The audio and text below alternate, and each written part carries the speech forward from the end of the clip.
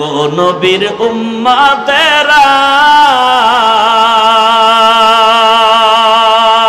হয়ে আজি দিশাহারা কোরআন হাদিসের চলো যখন যাহা চায় মনে নবী বিনে কে তরাবে পুলসিরাত মিজানে নবী বিনে কে তরাবে পুলসিরাত মিজানে উম্মতের কান্ডারি নবী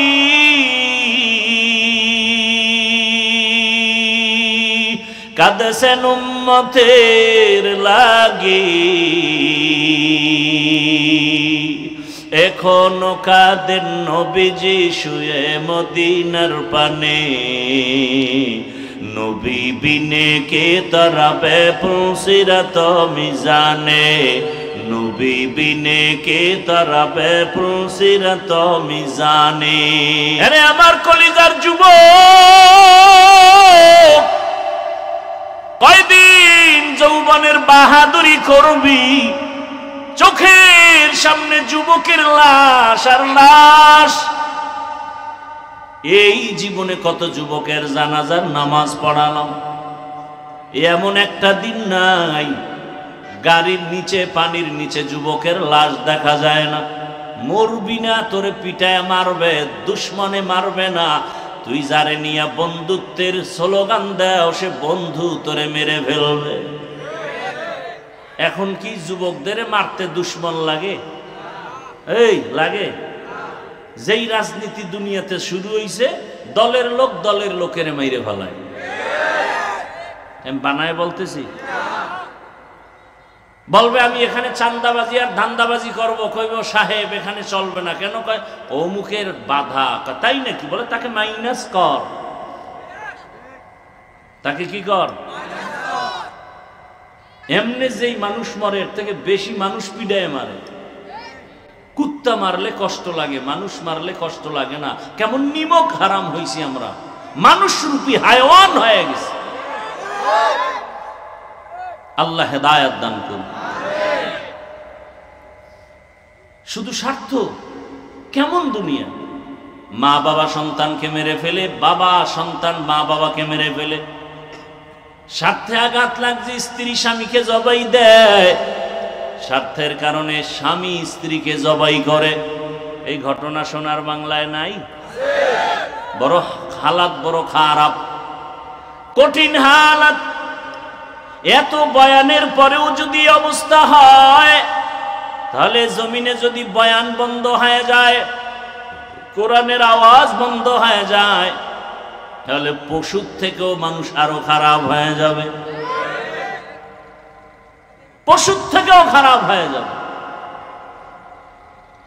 আল্লাহ হেদায়েত দান করুন এরে আমার যুবক বাবারা বৃদ্ধ বাবাজি পর্দার আড়ালের মা বোনেরা দুনিয়া চিরদিন থাকার জন্য আল্লাহ পাঠান নাই নমরুদ চেষ্টা করছে থাকার জন্য পারে নাই ফেরাউন থাকতে গিয়েও পারে নাই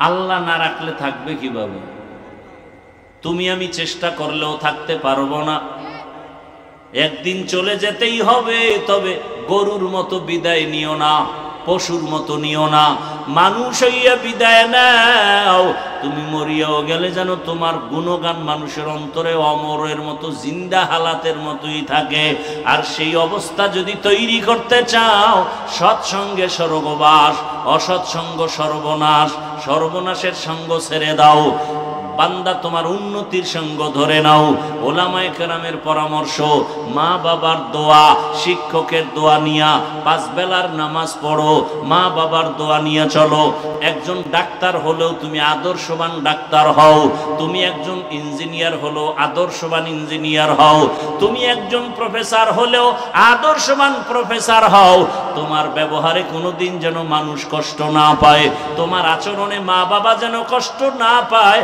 তোমার আচরণে কখনো যেন শিক্ষক কষ্ট না পায় তোমার ব্যবহারে কখনো আলেম ওলামা যেন কষ্ট না পায় বরং তুমি এমন ব্যবহার দাও মরিয়া গেলে যেন আলেম ও কলিজা দিয়া দোয়া করে, শিক্ষকও যেন দোয়া করে।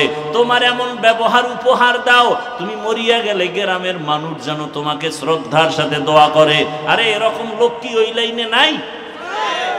এসপি সাহেবের ব্যবহার কত ভালো, ডিসি সাহেবের ব্যবহার অনেক সুন্দর, এমপি সাহেবের ব্যবহার অনেক সুন্দর, চেয়ারম্যানের ব্যবহার অনেক সুন্দর। ডাক্তারি করে, রুগীও দেখে, নামাজের সময় বলে চলো নামাজ পড়ি, আবার তেলাওয়াত করে, আবার মোনাজাত দিয়ে মা বাবার জন্য দোয়া করে। বলো এই বেচারা ডাক্তার হইয়া কি ভুল করছে? বরং অন্য ডাক্তারদের জন্য সে আদর্শ। ইঞ্জিনিয়ার হইয়াও নামাজ পড়ে, মা বাবার দোয়া নিয়ে চলে, আলেমের মহাব্বতে চলে, আজান হলে নামাজের দাওয়াত নিজে অন্যকেও দেয়। এমন ইঞ্জিনিয়ার হওয়া তো দুনিয়াতেও শান্তি, পরকালেও শান্তি। প্রফেসর হও, প্রফেসর হইয়া যদি মানুষকে ভালো আচরণ দাও, নামাজও পড়ে, নবীর তরিকায়ও চলে, মানুষকে আল্লাহর মোহাব্বতের ভালোবাসা দিয়া ব্যবহার করে, এমন প্রফেসর মরিয়া গেল মানুষের অন্তরে অমর হয়ে থাকবে। তুমিও যুবক, তুমি ডাক্তার হও, বেয়াদব হইও না। ইঞ্জিনিয়ার হও, বেয়াদব হইও না। তুমি একজন জনগণের দায়িত্বশীল হও, বেয়াদব হইও না। তোমার ব্যবহারে কখনো যেন কেউ কষ্ট না পায়। দোয়া যদি নিতে পারো, হায়াত বাড়বে। মানুষের দোয়ায় হায়াত বাড়ে, মানুষের দোয়ায় সম্মান বাড়ে। আমি আপনাদের দোয়া নেওয়ার পাশাপাশি সংক্ষিপ্ত কিছু আলোচনা রাখার জন্য কোরআনে হাকিমের এক আয়াতে কারীমা, রসুলের একটি হাদিস পড়েছি।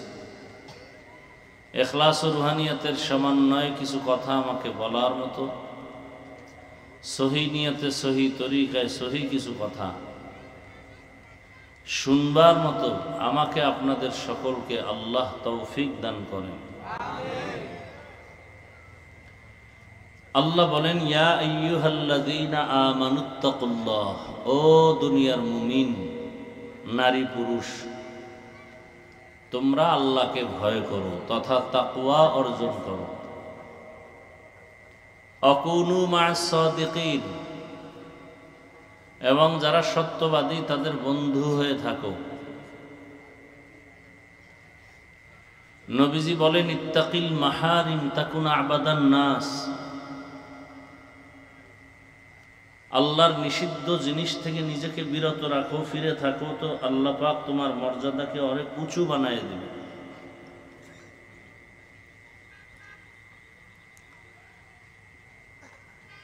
আয়াতের মধ্যে আল্লাহ পাক দুটো কর্মসূচি দিয়েছেন।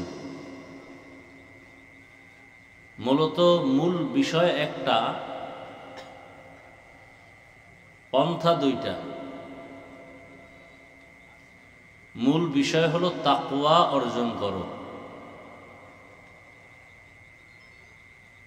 বাহ্যিক দৃষ্টিতে আর একটা হুকুম এখানে আল্লাহ দিয়েছেন, আল্লাহর প্রিয় বান্দা যারা, এদের বন্ধু হয়ে থাকো।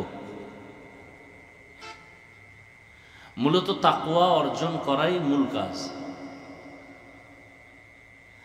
আল্লাহর কাছে পৃথিবীতে শ্রেষ্ঠ ওই ব্যক্তি যে তাকওয়া নিয়ে চলে। ইন্না আকরামাকুম ইনদাল্লাহি আতকাকুম। তাকওয়া কি? আল ইহতিরাজ আনিল মাসিয়া, বেঁচে থাকা, ফিরে থাকা। কিসের থেকে? বলে গুনাহ থেকে। নিজেকে বাঁচায় রাখা, ফিরায় রাখা, এর নাম তাকওয়া। এই গুনাহ থেকে বাঁচার জন্য একটা পুঁজি প্রয়োজন, সেটা হলো আল্লাহকে ভয় করা। তাহলে তাকওয়ার মূল কথা হলো আল্লাহর উপরে ভয়। আল্লাহকে ভয় করব কেন? তাকওয়া অর্জন করার জন্য, গুনাহ থেকে নিজেকে বাঁচাবার জন্য। আল্লাহ পাক অন্য আয়াতে বলেন, ওয়া আম্মা মান খাফা মাকাম রাব্বিহি ওয়া নাহান নাফসা আনিল হাওয়া ফাইন্নাল জান্নাতা হিয়াল মাওয়া।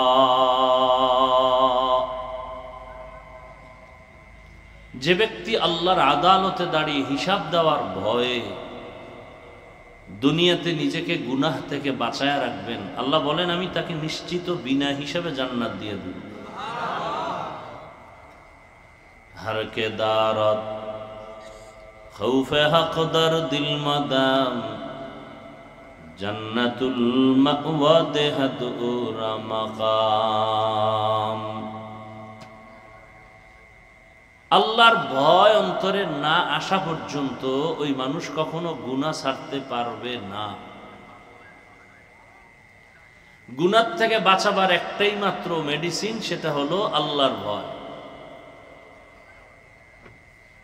ভয়টা কত জরুরি জিনিস।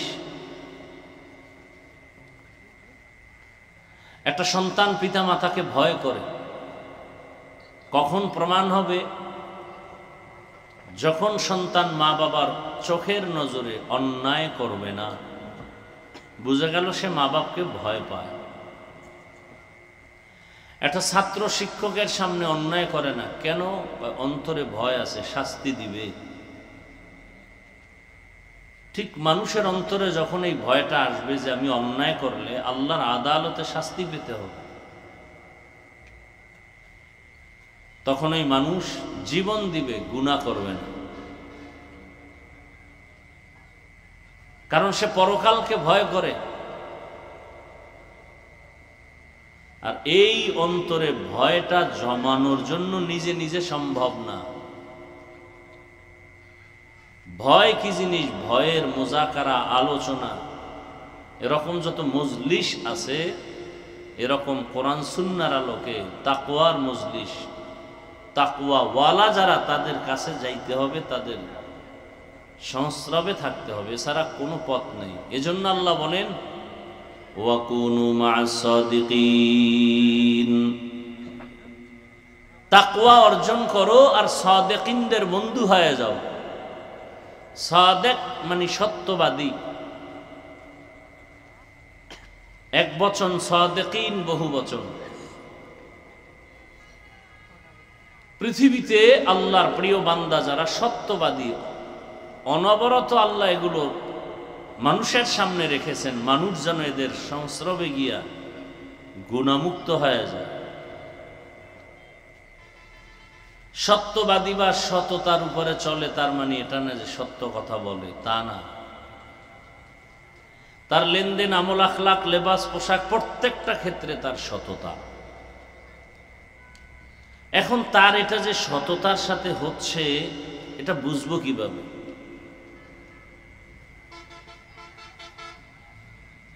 এটা বুঝার জন্য একটা মাপকাঠি দরকার।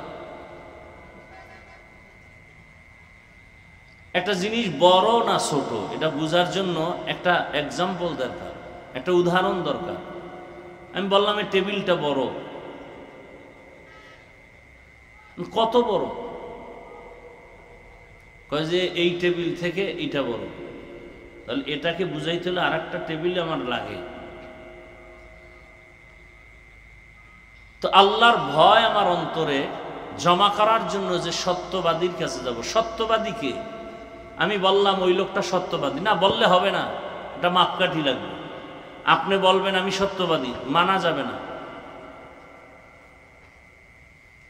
আপনি নামাজ পড়েন না, রোজা রাখেন না, আপনি বলতেছেন আপনি মুসলমান, আর আপনার মুসলমানি কতটুকু সঠিক, কতটুকু একুরেট, আরো কত পার্সেন্ট আপনার দরকার, এর একটা মাপকাঠি লাগে। কিয়ামত পর্যন্ত এই জাতির সঠিক মাপকাঠি রহমাতুল লিল আলামিন, তাকে দিয়া মাপ দাও। পৃথিবীর শ্রেষ্ঠ সত্যবাদী রহমাতুল লিল, তার চরিত্র কেমন? তোমার চরিত্র তার সাথে যদি মিলে যায় তা তুমি সত্যবাদী।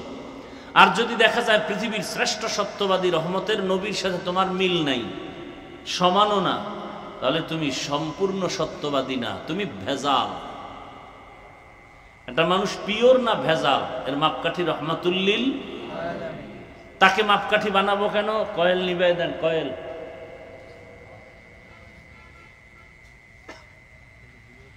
তিনি হলেন এমন মাপকাঠি যার কোনো তুলনা নাই, যার চ্যালেঞ্জের সামনে আজও পর্যন্ত কেউ দাঁড়াবার সাহস নেই।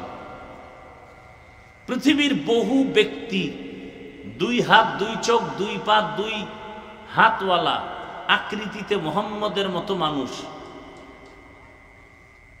কিন্তু দুনিয়াতে অনেক কিছু দিতে গিয়েও ব্যর্থ। শান্তির নামে করেছে অশান্তি, ইনসাফের নামে করেছে জুলুম। নমরুদ, হামান, কারুন, সাদ্দাত, ফিরাউন, আবু জাহাল, আবু লাহাব, শেষ পর্যন্ত নবীজি জীবনে একটা মিথ্যা কথা বলেন নাই। পৃথিবীর কেউ আজ পর্যন্ত প্রমাণ দিতে পারে নাই। নবীজি জিন্দেগিতে কোনোদিন কাউকে একটা গালি দেন নাই। একটা প্রমাণ কেউ দিতে পারবে না। যদি দিতে পারে, আমি নবীর বিরুদ্ধে নেমে যাব রাস্তায়। নবীজির শরীর মোবারকের ঘাম থেকে মিশকের ঘ্রাণ পৃথিবীতে আর দ্বিতীয় কোনো ব্যক্তি নেই।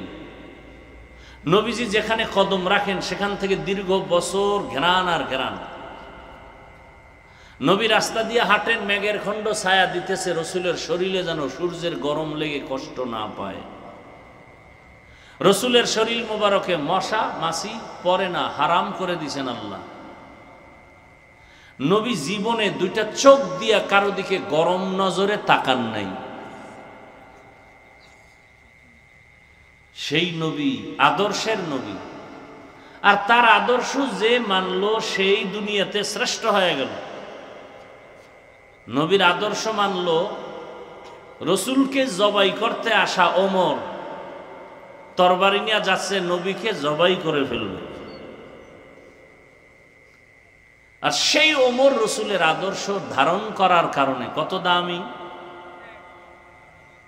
জান্নাতের 10 জন সাহাবায়ে কেরামের মধ্যে তিনি দ্বিতীয়, এবং রসুলের কলিজার খলিফা 4 খলিফার মধ্যে তিনি দ্বিতীয়। এমনকি দুনিয়ার থেকে বিদায়ের পরেও রসুলের পার্শ্বে তাদের কবর। এই জীবন কতজনার, এই ধন্য জীবন রসুলের আদর্শের কারণে। বুঝাবার স্বার্থে বলছি, বুঝাবার জন্য বলছি, অহংকার না। আমি হাফিজুর রহমানের চেহারা দেখতে কুমিল্লার মানুষ বসে থাকে না, খাওয়ার লোভেও না, টাকার লোভেও না। বিষয় কি? বলে রসুলের আদর্শ। কি রসুলের আদর্শের কারণে আজ এই সম্মান। ১৫০০ বছর পরেও যদি থাকে, ১৫০০ বছর পর রসুল বিদায়ের পর আমরা রসুলকে দেখি নাই,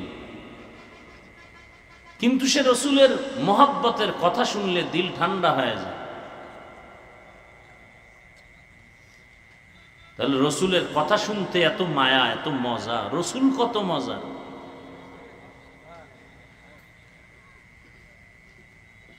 সেই রসুলকে দেখার জন্য গর্তের সাপ অপেক্ষা করে।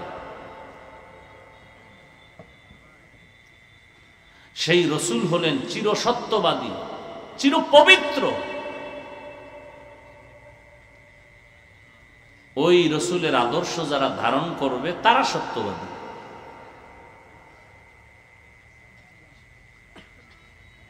তো রসুল যেহেতু নাই,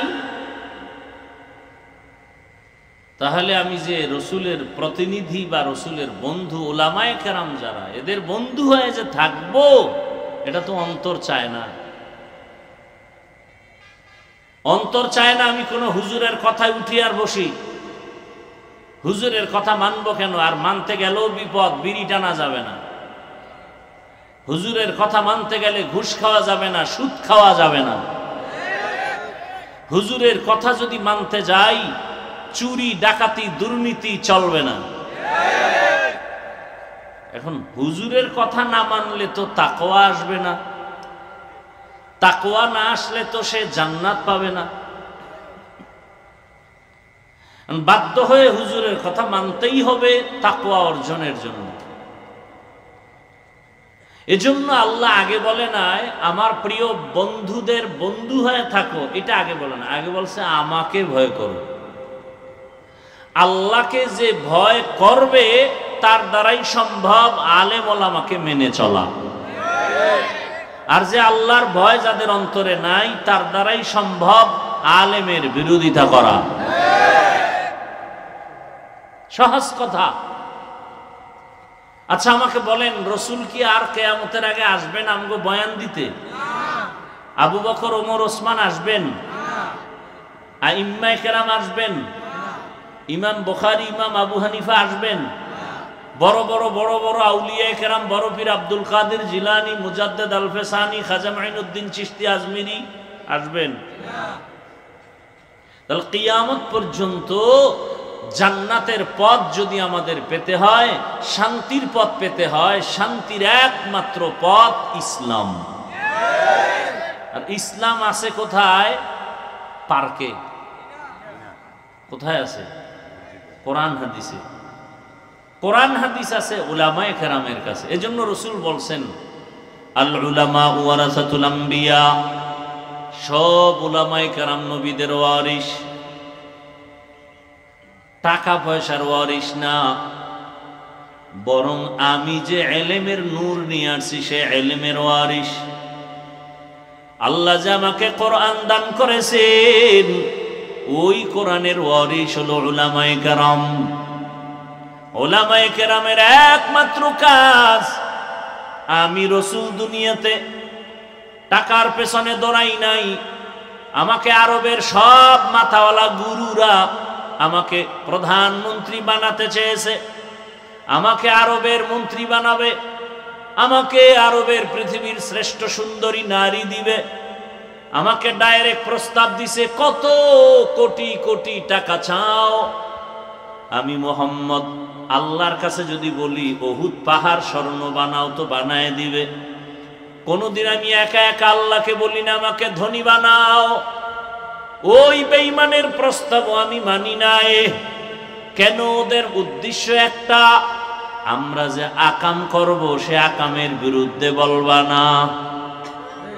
নবী বলে তোর ক্ষমতা লাগবে না, নারী লাগবে না, গাড়ি লাগবে না, বাড়ি লাগবে না, যারা শিরিক করবি, গুনাহ করবি, দুর্নীতি করবি, জুলুম করবি, তোদের বিরুদ্ধে কথা আমাকে বলতেই হবে।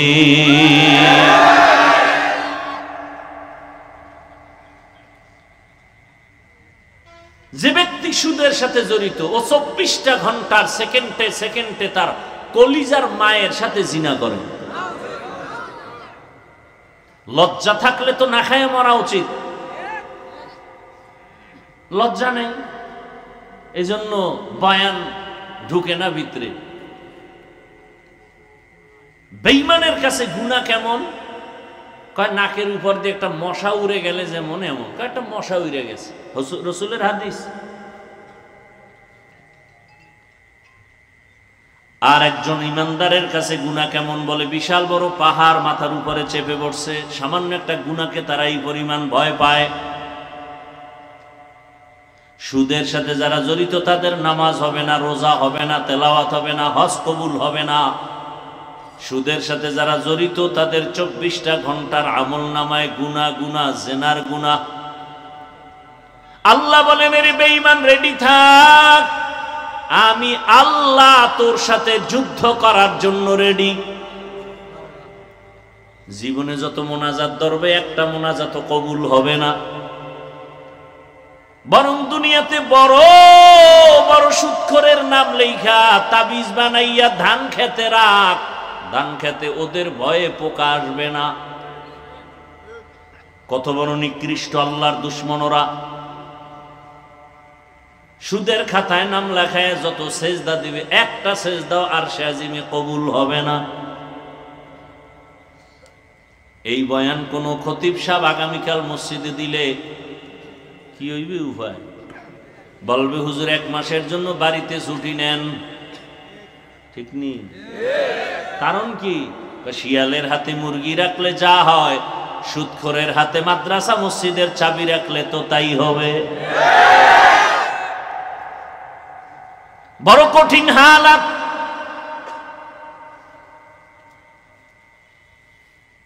সমাজের মানুষের চরিত্র ধ্বংস করে করে এখন আর ভালো কি জিনিস বুঝে না, যার নাকের ঘেরান ঠিক নাই তার কাছে আতর আর পায়খানার গন্ধ ঘেরান সমান। কি নাকের ঘ্রাণ শক্তি দুর্বল। আল্লাহ হেদায়েত দান করুন। আল্লাহ বলেন এজন্য আমাকে ভয় কর।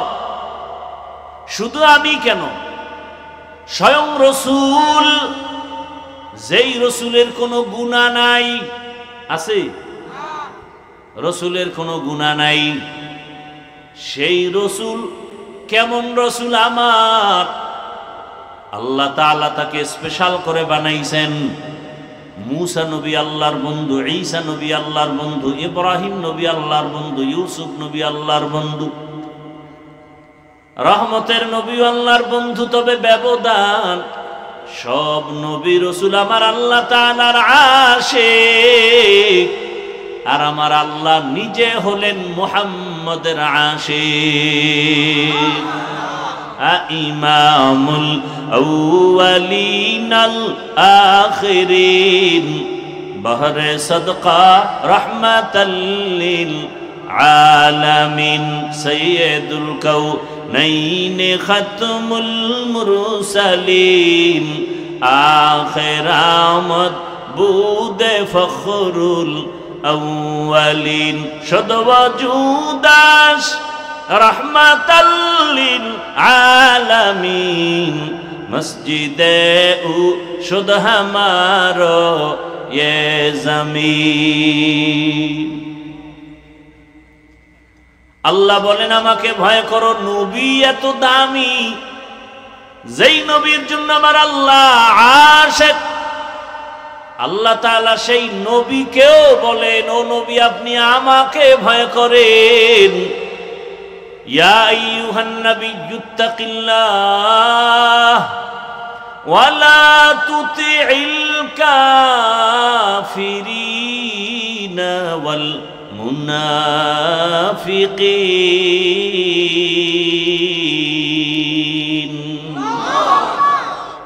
আল্লাহ বলেন হে নবী আপনি আমাকে ভয় করেন, কাফের মুনাফিকের অনুসরণ করবেন না।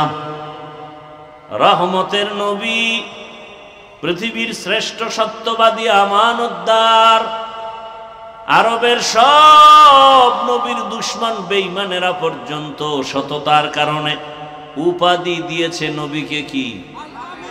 আল আমিন। কাফেরেরা পর্যন্ত নবীকে উপাধি দিয়েছে। দিনে নবীর বিরোধিতা করে কিন্তু ভিতরে ভিতরে বলে মুহাম্মদ একটা আমানতদার মানুষ, জীবনে মিথ্যা বলে না। আল্লাহ বলেন আমাকে ভয় কর, আর জমিনে যারা সত্যবাদী এদের বন্ধু হয়ে থাকো। কারণ আতরের ঘেরান নিতে হলে আতরের দোকানে যাও, আগুনের প্রয়োজন হলে আগুনের কাছে যাও,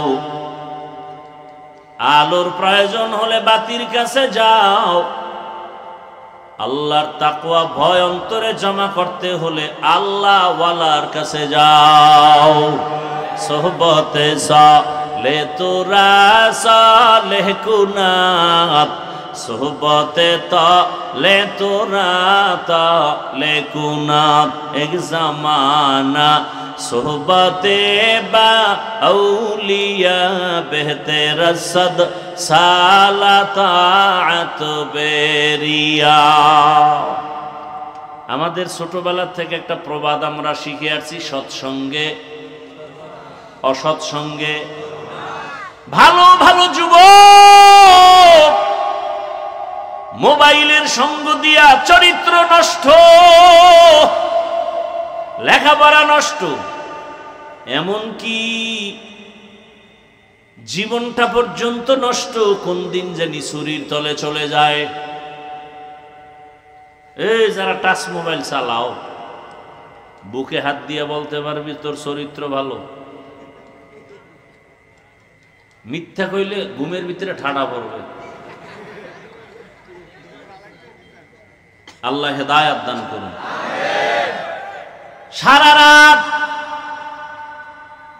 রাত নাই, রাতের দিন বানায় দিছে।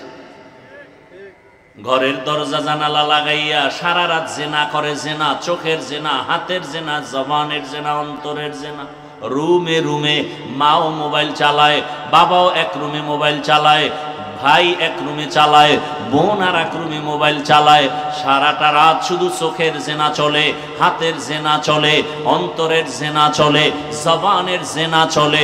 এত পরিমাণ গুনাহ ঘরের মধ্যে চলে, মনে হয় ঘুমের মধ্যে আযাব আসবে, আর ঘুম থেকে উঠে দেখবে চেহারাটা শূকরের মতো, চেহারাটা বানরের মতো। হয় না কেন?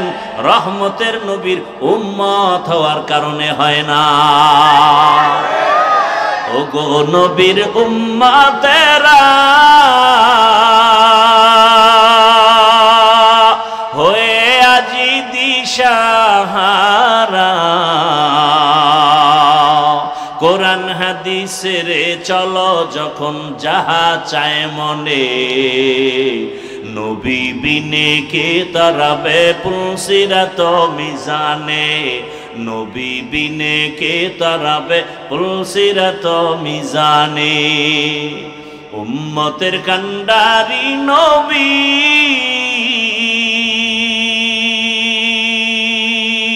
কাঁদছেন উম্মতের লাগি,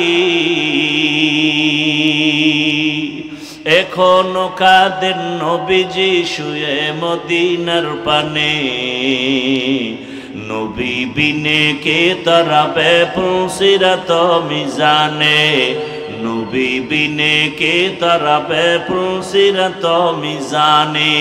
আরে আমার কলিজার যুবক, কয়দিন যৌবনের বাহাদুরি করবি? চোখের সামনে যুবকের লাশ আর লাশ।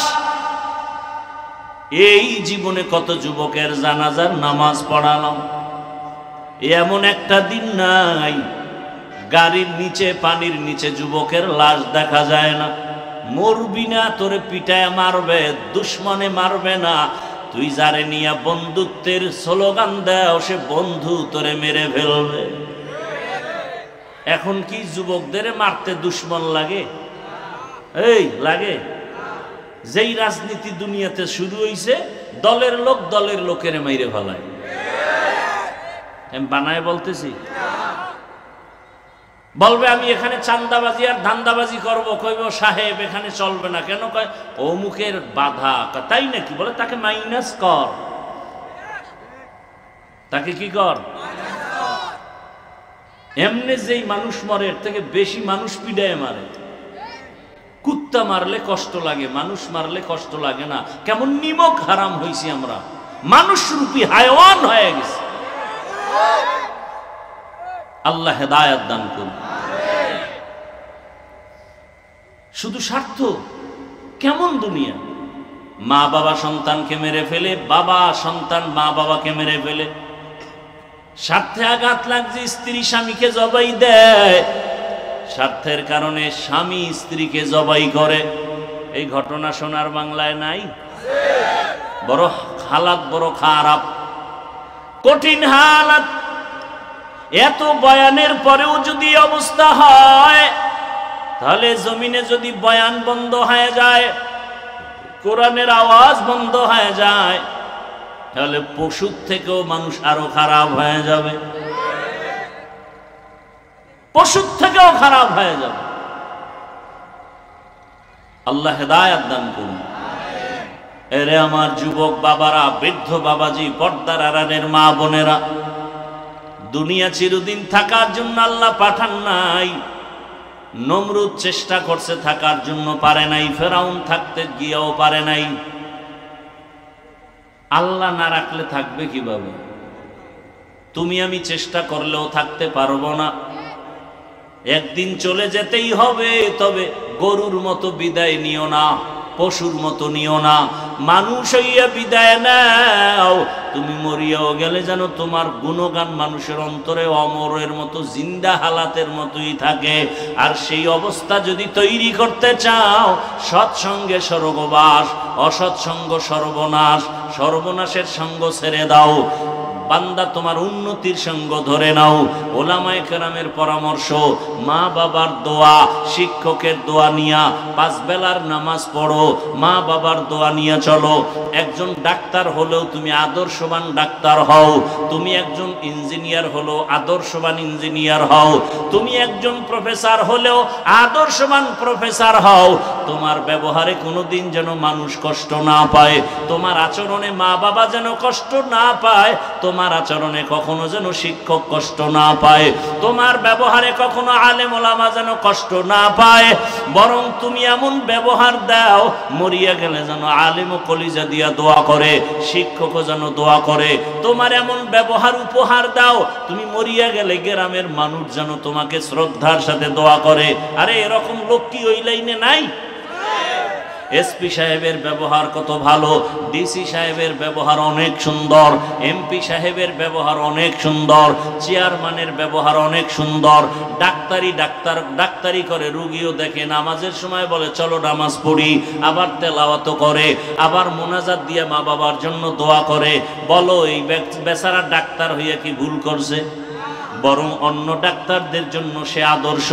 ইঞ্জিনিয়ার হইয়াও নামাজ পড়ে, মা বাবার দোয়া নিয়ে চলে, আলেমের মহাব্বতে চলে, আজান হলে নামাজের দাওয়াত নিজে অন্যকেও দেয়। এমন ইঞ্জিনিয়ার হওয়া তো দুনিয়াতেও শান্তি, পরকালেও শান্তি। প্রফেসর হও, প্রফেসর হইয়া যদি মানুষকে ভালো আচরণ দাও, নামাজও পড়ে, নবীর তরিকায়ও চলে, মানুষকে আল্লাহর মোহাব্বতের ভালোবাসা দিয়া ব্যবহার করে, এমন প্রফেসর মরিয়া গেল মানুষের অন্তরে অমর হয়ে থাকবে। তুমিও যুবক, তুমি ডাক্তার হও, বেয়াদব হইও না। ইঞ্জিনিয়ার হও, বেয়াদব হইও না। তুমি একজন জনগণের দায়িত্বশীল হও, বেয়াদব হইও না। তোমার ব্যবহারে কখনো যেন কেউ কষ্ট না পায়। দোয়া যদি নিতে পারো, হায়াত বাড়বে। মানুষের দোয়ায় হায়াত বাড়ে, মানুষের দোয়ায় সম্মান বাড়ে। আর বড়দোয়ায় চেয়ার ভাঙ্গিয়া মরে, হুইল চেয়ারও চলতে পারে না। এমন খোদার গজবে পড়ছে যে ওর চেয়ারও চলতে পারবে না, বিছনায় হইয়া থাকা লাগবে। এটা মানুষের বড়দোয়া বড় কঠিন। বাবা, জীবনে অস্ত বাড়ি নেওয়ার কায়দা নাই। 2-1টা কথা যুবক শুনিও। পারলে কারো প্রশংসা করো, না হলে চুপ থাকো। এই ওয়াজে একটা জীবনে আমল করো। পারলে কারো প্রশংসা করো, না হয় চুপ থাকো। কারো বদনাম করিও না। পারলে কারো উপকার করো, না পারলে চুপ থাকো। কারো ক্ষতি করিও না। পারলে তুমি বান্দা নেক আমল করো, না পারলে চুপ করে বসে থাকো, গুনাহ করিও না। এই ওয়াজটা কাজে লাগাও যে পারলে কারো উপকার করব, না হয় চুপ, কারো ক্ষতি করব না। আর ওয়াজ লাগবে? পারলে কারো প্রশংসা করব, না হয় চুপ, কারো বদনাম। আরে অন্যায় যদি করে আমার বলার দরকার কি? বিচারক আল্লাহ আছে না? আল্লাহ দেখাই দিবে, তুমি তাকায় তাকায় দেখবা। এত টেনশন কেন? তোমার হাতে বিচার নেলে আসমানের বিচার বন্ধ হয়ে যাবে। তুমি বিচার নিও না, চুপ করে ছেড়ে দাও। বিচারটা আসমান থেকে আসবে, বড় ভয়ঙ্কর, যেটা জমিনওয়ালারা ও বিচার ফিরাতে পারবে না। কঠিন বিচার হবে, যা কল্পনাও করো নাই। কিন্তু নিজে কারো ক্ষতির কারণ হয় না। নবী বলেন দুনিয়াতে ভালো মানুষকে খায়রুন নাস মান ইয়ানফাউন নাস, যার দ্বারা অন্যের কোনো ক্ষতি হয় না সে হলো ভালো মানুষ। হাতের দ্বারা ক্ষতি হবে না, তোমার চোখের চাহনি দ্বারাও যেন কারো ক্ষতি না হয়। চোখের চাহনিতেও ক্ষতি আছে না নাই? একজনে মজা ফিরে কিছু খাইতেছে, তুমি এমন তাকাইছো, খাইয়া ডায়রিয়া শুরু হয়ে গেছে। এরম চোখ লইয়া দুনিয়াতে আইছে না কিছু গাঞ্জাখর। গাছের মধ্যে নারিকেল বেশি, ও মাথায় হাত দিয়ে সর্বনাশ। এত পরের বছর নারিকেল মরতে মরতে বেউস, ওই গাছে আর নারিকেল নেই। গাবিতে দুধ দেয় 20 কেজি, ও একদিন দেখা সর্বনাশ এত, পরের সপ্তাহে 1.5 কেজি নামাইতে আর ঘাম ছুটতে গেছে। রসুলের হাদিস, নজরে বড় অ্যাকশন আছে। তাহলে একটা গাঞ্জাখোরের নজরে এত অ্যাকশন থাকলে, যারা তাহাজ্জুদ পড়ে, জিকির করে, তেলাওয়াত করে, তাদের নজরে অ্যাকশন নাই? আল্লাহ বুঝার তৌফিক দান করে। অতএব এখনো সময় আছে। এই স্লোগানটা নিজের মধ্যে নাও, পারলে নেক আমল করব, না পারলে চুপ থাকবো, কারো ক্ষতি করব না, গুনাহ করব না, পারলে কারো প্রশংসা করব না, হয় চুপ থাকবো, কারো বদনাম করব না, হাতের দ্বারাও না, চোখের দ্বারাও না, জবানের দ্বারাও না। দেখবা জীবনের পরিবর্তন চলে আসবে। আরে বাবা, তুমি বিপদে পড়লেই দুনিয়ায় কেউ আগে আসবে না। অতএব তোমার উপরে কিন্তু দায়িত্ব তোমার মা, তোমার বাবা, তোমার ভাই, তোমার বোন, তোমার সন্তান, তোমার স্ত্রী, এতগুলো মানুষের দায়িত্ব মাথায় নিয়া আউলা পথে চলিও না, বাজে চিন্তা করে চলিও না। তুমি তাদের হক, তুমি চলে গেলে মায়ের পথ বন্ধ, বাবার কষ্ট শুরু, তোমার বোনের কষ্ট শুরু, তোমার ভাইয়ের কষ্ট, জীবনটা অন্ধকার, তোমার স্ত্রীর জীবন অন্ধকার, তোমার আপনজনের জীবন অন্ধকার। তুমি একা চিন্তা করো কেন? তোমার চরিত্র নষ্ট মানে তোমার মায়ের চরিত্র, বাবার চরিত্র, ভাইয়ের চরিত্র, ভবিষ্যতে তোমার সাথে যাদের মিল হবে তাদের চরিত্র নষ্ট হয়ে যাবে। তুমি একা নষ্ট হইছো, তোমার পুরো এলাকা ধ্বংস, তোমার পুরো ফ্যামিলি ধ্বংস। মদ পান করে ঘরের ছেলে, এই বাবা এই ছেলেটারে ঠিক করতে যাইয়া এক পর্যায়ে জায়গা জমি বিক্রি করিয়া উল্টা পাল্টা বাড়ি ঘর, এত সুন্দর ঘর ধ্বংস হয়ে গেছে। মোটামুটি মা বাবার জীবনটা নষ্ট করে ফেলেছে এই দুশ্চরিত্র সন্তান। আর মা বাবারও কিছু দুর্বলতা, সময় থাকতে কন্ট্রোলে নেয় নাই, হাত ছেড়ে দিছে। কিছু মা বাবা আছে টাকার বাহাদুরিতে সন্তানের নামে ফ্ল্যাট দেয়, বাড়ি লেখা দেয়, পরে মরার আগে বিছনায় শুয়ে শুয়ে কান্দে, সন্তান আর খবর নেয় না। অতএব অনুরোধ করে বলছি, যুবক বাবা, এখনো সময় আছে, আল্লাহর কাছে তওবা করো। তোমার মতো যুবক জেনারেল লাইনের বাংলা পড়ুয়া, জীবনে মাদ্রাসায় পড়ে নাই এমন বান্দারাও জেনারেল লাইনে চাকরি করে, ব্যবসা করে, 5 ওয়াক্ত নামাজ পড়ে নাই। তাহলে তুমি নিজের বিবেককে প্রশ্ন করো, যুবক বাবা, তুমি কেন পারবা না? ও পর্দার আড়ালের আম্মা জানেরা, বোনেরা, আপনার মতো কত মা, কত বোন 5 ওয়াক্ত নামাজ পড়ে, স্বামীর মাল হেফাজত করে, মোবাইলে সময় নষ্ট করে না, বেপর্দায় চলে না। আপনারা কেন পারেন না? ওই যে মূল কথা, আল্লাহর ভয় নাই। আল্লাহর ভয় থাকলেই তো হুজুরদের বয়ান শুনতো, বয়ান শুনতে শুনতে শক্ত দিলটা তো নরম হয়ে যাইতো। থানায় পুলিশে আসামি নিয়ে বেতের বাড়ি দেয়, যুবক কাঁদে না, কিন্তু কোরআনের বাগানে বৈশা আল্লাহওয়ালার বয়ান শুনে অনেকের দেখি চোখ দিয়া পানি পড়তে থাকে। মনে হয় এবার চিন্তা করো যে থানায় নিয়ে বেতের বাড়ি দেয়, কাঁদে না, কোরআনের বাগানে বসে কাঁদে কেন? ওরে কে বেত দিয়া বাড়ি দিল? ওরে কেউ বেত দিয়া বাড়ি দেয় নাই।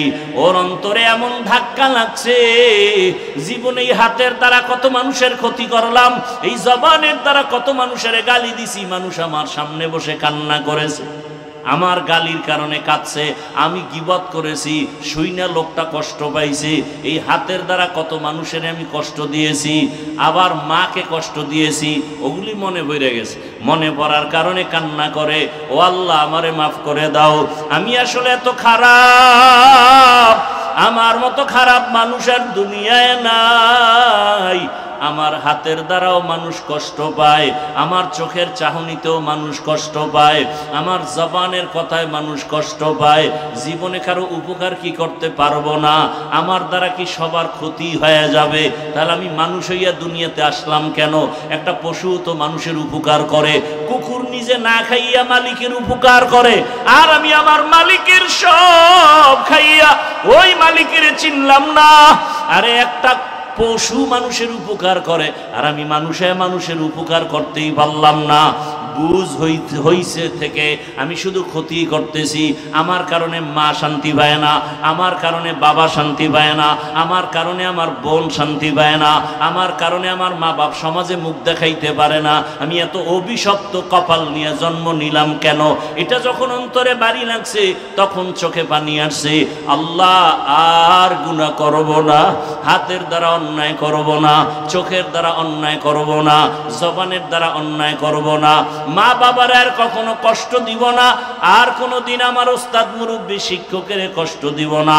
ওলামায়ে কেরামের কথা শুনিয়া, মা বাবার দোয়া নিয়া, নবীজির তরিকা মানিয়া, আদর্শ মানিয়া 5 বেলার নামাজ পড়ব। ডাক্তার হলো আদর্শবান হব, ইঞ্জিনিয়ার হলো আদর্শবান হব।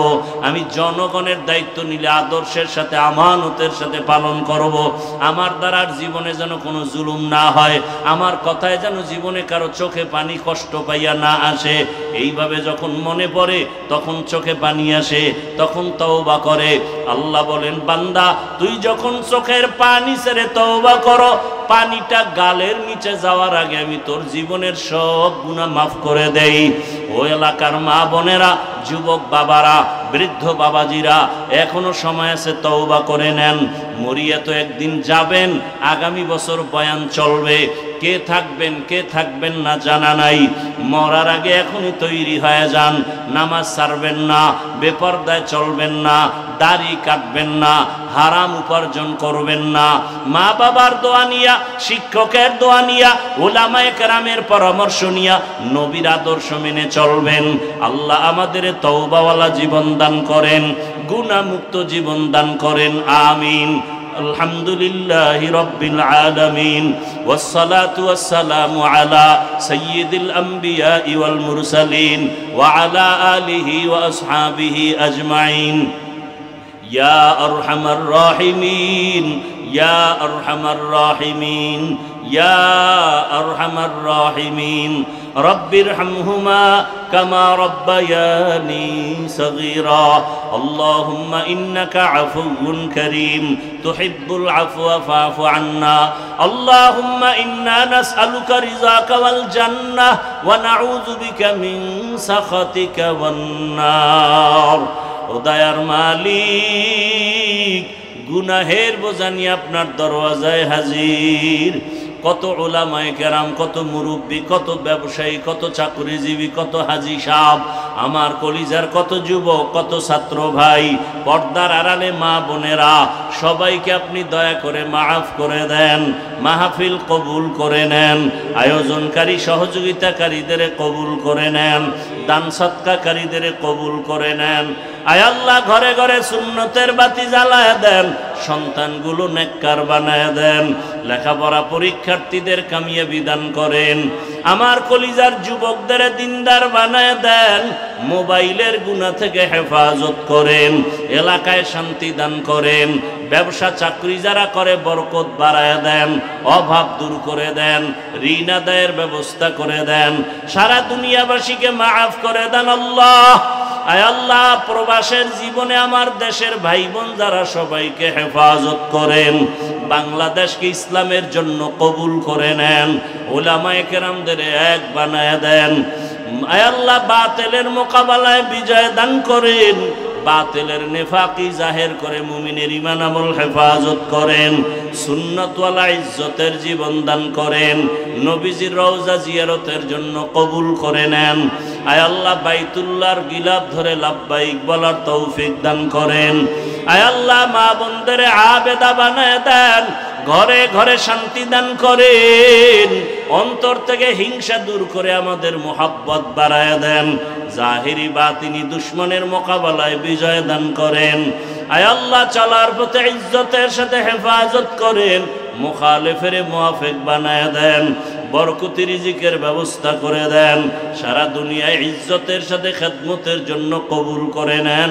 মামলা থেকে চিরমুক্তির ব্যবস্থা করে দেন। আয় আল্লাহ, পেরেশান মুক্ত জীবন দান করেন। আয় আল্লাহ তাআলা, উলামা তোলাবা উম্মতের অন্তরে কুদরতের দ্বারা নবীজির মুহাব্বতে, দ্বীনের নিসবতে অন্ধের মতো মুহাব্বত বাড়ায় দেন। আয় আল্লাহ, অন্ধ মুহাব্বত বাড়ায় দেন। আয় আল্লাহ, মুখালেফাত দূর করে দেন। নবীজির মুহাব্বতে আমাদের সকলের দোয়া কবুল করেন। আমাদের মা বাবা যারা দুনিয়ায় নাই, সবার কবর জান্নাত বানায় দেন। আম্বিয়ায়ে কেরাম, সাহাবায়ে কেরাম, শুহাদায়ে কেরাম, আউলিয়ায়ে কেরাম, আসাতেজায়ে কেরামদের মাকাম জান্নাতে উঁচু বানায় দেন। আয় আল্লাহ, যারা বেঁচে আছে হায়াত বাড়ায় দেন। দীর্ঘ নেক হায়াত দান করেন। অসুস্থতা দূর করে সুস্থতার নেয়ামত বাড়ায় দেন। সুস্থতার সাথে দীর্ঘ নেক হায়াত দান করেন, সুস্থতার সাথে দীর্ঘ নেক হায়াত দান করেন। আওয়াজে কথায় রুহানিয়াতে স্পষ্টতার রব বাড়ায়া দেন। আয় আল্লাহ, গুনাহ মুক্ত জীবন দান করেন, সমস্ত ফিতনা থেকে হেফাজত করেন। নবীজির মোহাব্বতে আমাদের সকলের দোয়া কবুল করে নেন। ওয়াসাল্লাল্লাহু তাআলা আলা খাইরি খালকিহি মুহাম্মাদিন ওয়া আলিহি ওয়া আসহাবিহি আজমাইন বিরহমাতিকা ইয়া আরহামার রাহিমিন।